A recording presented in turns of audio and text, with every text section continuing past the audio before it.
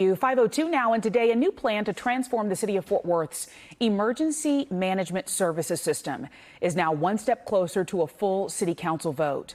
The proposed plan would integrate MedStar EMS service into the Fort Worth Fire Department, and the changes are expected to move beyond city lines, potentially impacting people living in 13 other Tarrant County cities.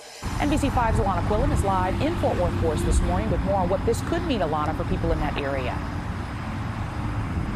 Good morning. Yeah, the Fort Worth City Council is getting a final briefing today before they move forward on that final vote. And, you know, this is something that the Fort Worth Fire Department says it is very excited about, because having everyone working together under the same system could improve response times by as much as 5.5 minutes. Now, some quick background on this. MedStar is actually a public utility created by Fort Worth and other cities back in 1986 to provide emergency services to parts of Tarrant County. But in recent years, the company has struggled financially due to low reimbursement rates from insurance agencies. Now, the situation has become so dire that a recent report showed MedStar did not have enough resources or people to meet response time goals last year. Here's what MedStar told NBC 5 just a couple of months ago about it.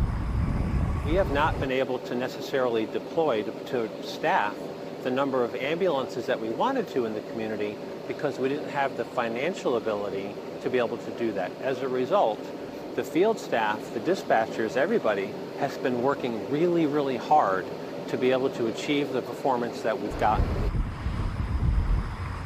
So back in the fall, Fort Worth City officials brought in a consulting firm to help come up with a solution to this. And the plan that they're moving forward with is essentially transitioning to a fire-based system that places MedStar paramedics under the employment of the Fort Worth Fire Department. That's what the city of Dallas already does. MedStar staff will become civil service employees, and the city says the goal is to hire on as many paramedics as possible. Those paramedics will also continue their work in other cities where MedStar operates. And the city of Fort Worth expects this new system to cost about $10 million a year, which they say will come from a tax-based general fund and not from raising taxes, according to city officials. So again, today is just a city council work session to go over the final details of this proposed plan before they move ahead on a final vote that is expected to take place on May 21st. Reporting live in Fort Worth, Alana Quillen, NBC 5. Okay, we'll watch to see what happens, Alana. Thank you.